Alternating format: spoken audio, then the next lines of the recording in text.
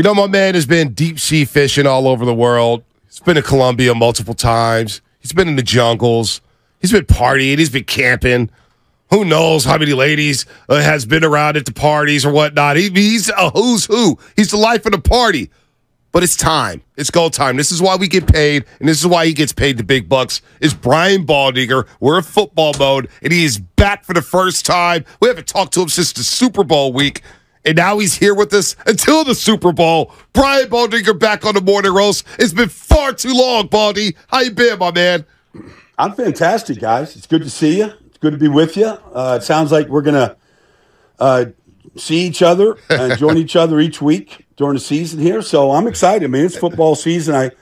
I'm heading over the bridge later today to see the Browns and the Eagles. Nice. Heading up the Turnpike to see the Bucks and the Jets tomorrow. We'll see what Dalvin looks like in a Jets uniform. I mean, I'm just, making my way around the league here, eyeballing as much as I possibly can. And so I'm good to share all that stuff with you this year, guys. Yeah, I'm glad that you're back with Shasky and I here, Baldy. And look, man, we talked about the journey starting the first day of training camp down in Santa Clara. It's time for new dreams, new hope, new journeys. And we got the first glimpse of it in the first preseason game. And we're in football mode. Yesterday's show was just an absolute circus. I mean, it was like the sky has fallen at times here. But we all care about the quarterback. We'll get to other positions, but obviously the topic du jour was Trey Lance and how he would look when he sees the opportunity to start that preseason game and make an impression on Shanahan, that football team, to be the backup quarterback to Brock Purdy. And Baldy, I'm not going to lie, I'm one of the biggest Trey Lance fans out here in the Bay Area. I was not impressed. I was very disappointed with the way he held out to the football, the indecision, and even some of the elusiveness and the speed. I just didn't see it from him. What was your take on what you saw from Trey Lance in that first half of football against the Raiders on Sunday? Well, I guess in a word, Bonte, it was rusty. I mean, It was very rusty. I mean, there's times when he drops back and he throws it, and you're like, that's what a quarterback should look like. But it was few and far between. He threw two to the other team. Never saw the defender. One was ended up being a touchdown to Ross Dwelly. But it was not an impressive performance. I mean, you get sacked in the first play. It's a 3-step drop. You got to make the throw. Pull it down, try and go to your second read. The line just collapsed around him. I just thought he was rusty. There's times you got to throw this ball. You just have to throw it with anticipation. You have to throw it to where the receiver is going to be, and he didn't trust it yet. And so that's why I believe it was rusty. I'm not going to get too crazy about it, but because I didn't think either quarterback played well. I didn't think the offense played well outside of maybe one player, and even he had some mistakes. But it just wasn't an impressive performance all the way around. So, just a lot of people are trying to write him off, and I don't know. Maybe the Niners have already written him off. Is there something salvageable? Because you referenced a couple of good throws. Is there something salvageable here for him at any level? I'm not talking about being a starter, just to be on a team. Well, there's still talent there, Joe. The talent is still there. I mean, he can still run. He's still strong. He still has a strong arm. I mean, that is still there. The talent is there. No, he's playing behind a backup offensive line. They're trying to find different players, whatever. I mean, that doesn't help him at all. None of his receivers are out there that he's going to throw to if he was out there on Sunday against Pittsburgh on September 10th. None of those receivers are on the field. So, I mean, you have to kind of look at some of it. But still, I mean, the quarterback on the other side, the rookie, he looked good. Looked like he was all world. He looked good. So, I don't know if you're going to talk about the Raiders, rookie quarterback, but he looked like he was the best quarterback of any of the rookie quarterbacks all preseason. Why did he look so sharp and ready to go? And one guy who's been in the league for 3 years looked so rusty. You tell me why. What do you think? I think the guy on the other side knows exactly what he's looking at, and he sees it pre-snap, and he knows exactly where to go, and he's extremely accurate with the ball. I mean, some of the some of those things that are supposed to be part of the talent package, he had that at Purdue, and that's what he demonstrated against the 49ers. We'll get to Brock Purdy in just a second, Baldys. We're talking to Brian Baldinger here on the Morning Roast on 95.7 game for the first time all season. We're glad to have him. Let me just say this, Bonte. Go ahead, Baldy. Let me just say this. I'm not here to shred Trey. None of us are. No doubt. However, this is all I heard in the offseason, guys, about Brock Purdy. Oh, anybody would look good in that offense. Oh, anybody would look good with all that talent around him. Oh, anybody can manage that offense. Well, when you don't make the throws with anticipation and you don't make the right pre-snap read, what we saw from the quarterback play of the 49ers is what happens when you don't play the game the right way, regardless of who the offense line or the receivers are. Like, this is a highly, highly skilled position for a reason. And if you don't play it with precision, it looks like a rusty bucket like it did the other night. Can Sam Darnold play it that way from what you've seen, or from what you've seen it throughout his career? Well, he didn't look good the other night either. So Really? I'm not anointing Sam, but he looked like he was just trying too hard, to be honest with you. I think he could play at a higher level. I think he could play. I mean, his last 6 games last year were pretty good. He just has mistakes that show up, that have always shown up in his play. And what are those? Just eliminate those. Well, I mean, whether it's poor decisions late in the read, where he admitted on national TV he sees ghosts. Like, he just sees things that aren't there sometimes. And he's been mistake prone. And so if he can play clean football, he can do a lot of good things. Interesting, because the Niners signed him on the second day of the offseason to come in here and compete for that backup job. But you mentioned Brock Purdy. And I read a quote from Fred Warner where he was walking with Trent Williams and Albert Breer story in Sports Illustrated, Baldy. They're walking to the facility. They have no idea Brock Purdy's behind them. This is when Brock Purdy was a rookie last season. And Brock Purdy overhears Fred Warner saying, boy, I can't wait to watch Purdy play quarterback tomorrow. Like, it feels like he has these players bought in, and now he's come back from the torn UCL. There's been some struggles in training camp, no doubt about it. But Shanahan had said that he's the real deal. John Lynch has said he has that it factor. Are we sure Brock Purdy's that guy to lead this team back to at least an NFC title game? Is he the guy by far and away the best quarterback on the 49ers roster, Baldy? I think so. But I would listen to Fred about just about anything football related. Because I just think he's just that smart, that good, that talented. And so, what he sees in practice and what he saw, I mean, many of these guys, not just Fred, but I heard from other players too on that roster that felt like the same thing about Brock, even at this time of the year, a year ago. And then after that first performance against the Miami Dolphins, I heard it from Debo. Like, what didn't you see in that game that you want to see? I don't know. I think we saw a pretty good sample size of a guy that knows how to play the position. Wow. Let me ask you about defense, because I know Shasky, he's been worried about Nick Bosa holding out here. He's been worried about him. I get it. But if he shows up for week 1 Pittsburgh, I'll be like, okay, cool, go get the quarterback. What is the toughest part about a holdout here, Baldy, when you do get back? Is it the conditioning that you missed the first few weeks? Do you worry about soft tissue injuries here? What should be the concern for 49er fans the longer Bosa holds out here? Well, I remember one year, Randy White, who was in his prime in 1984, held out, and he just basically put a sign up that said, gone fishing. Nobody saw him. Through all the training camp, we opened up against the Rams on Monday night in Anaheim, and Randy White was on the flight to Anaheim. Deal got done. And he was the most dominant player on the field that night.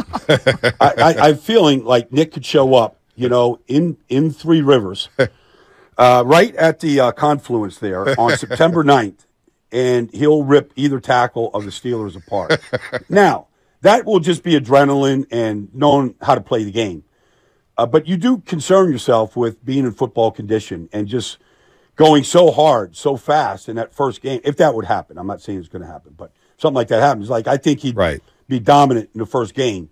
It's just, is the conditioning level where it needs to be to do it week in and week out if you miss all of training camp? You said one guy on the offense you thought played well, and the rest was not so good. Who was that one player? I thought Ronnie Bell played well. He had to drop. Right? That led to an interception. That's the bad play. Yeah.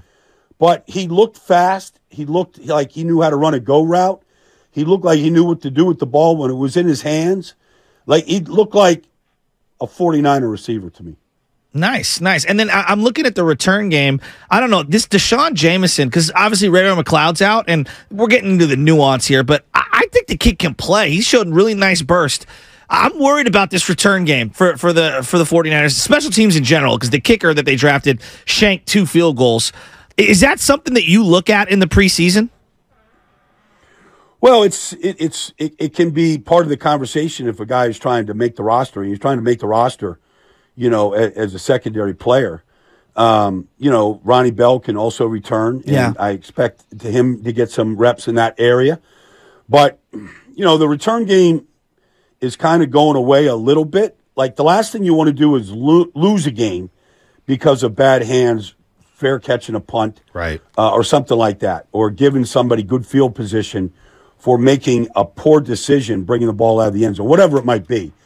And if you put a young guy back there, I've lived that before with young players. And so sometimes that's how you make the roster. That's fine, but don't cost them any games, that's for sure. Right. On the kicker, because Robbie Gould was very reliable for this team. Maybe he didn't have the longest foot. This kid, they drafted from Michigan. I know your Big Ten football. He's got the leg. We saw him at practice. He kicks the crap out of it. And then in the game, shanks a couple. I'm not saying the sky is falling, but I'm a little worried here. I mean, kickers, early rounds, sometimes it's psychological. Am I getting way ahead of myself? No. I mean, all you debate, I don't blame you, Joe. Look, Robbie Gould is 40. He's sitting out there, probably at a high school field kicking right now. He's staying in shape. Like, you have to have 2 or 3 guys literally at the end of the phone line that you can call at a moment's notice. Because these things do happen like that. Not everybody becomes Justin Tucker, and just makes every single kick from out of the distance. And so, yes, these guys, their confidence can be shaken like anybody else's confidence. And again, you don't want to lose a game because of a kick. And I don't care at what point of the game it is or what part of the season it is. Like, that has to be a position of strength. And until Jake Moody shows you that it's a position of strength, you always are doing exactly what you just said, Joe. You're worried. Baldy, you're going up to Philadelphia. I used to, by the way. Go ahead, Baldy. I used to say, punters and kickers should just change uniforms in that closet has the mops and the brooms. Oh my gosh! Until they make game-winning kicks, they shouldn't even be a part of the team. They should earn the decal and the helmet and earn a locker. Until then, you're in that room with the mops and the brooms. That's what I used to say. Should they fly economy then on a charter plane? Fly economy, not first class, right? They should be in the luggage department, okay? Jake Moody's got a lot of work to do. You said you're going up to Philadelphia. I know we'll get back to the Niners here, but I wonder, because you're around that Philadelphia team a lot. That's a hell of a – I wish we had video of that scrimmage. Deshaun Watson, the Browns against Philadelphia. Sounds like it's going to be physical. Jalen Carter and those guys in the middle. That D-line looks deep. Baldy, from what you see so far from Philadelphia, are they better than they were years? I know we haven't played a single game, but on paper, it looks like, boy, who's going to beat this team? Right? They're deep, man. They are deep.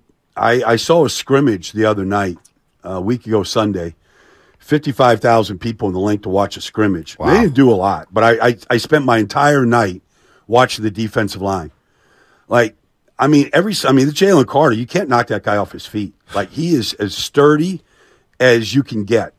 He played 2 plays the other night. The first play just basically it was like a swat, just swatted the guard out of his way and made his way to Josh Johnson and hit him.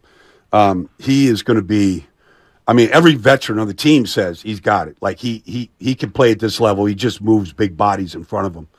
They got to go do it, but right. I think they could be better because I think Jalen Hurts is just going to keep getting better.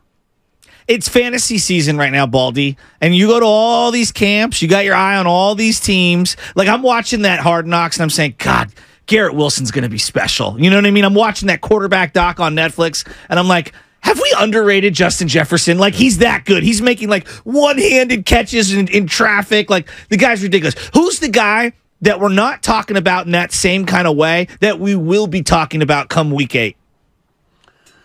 So, it's so funny you mentioned Garrett Wilson. I'm up at the Jets a lot. I'll be up there tomorrow.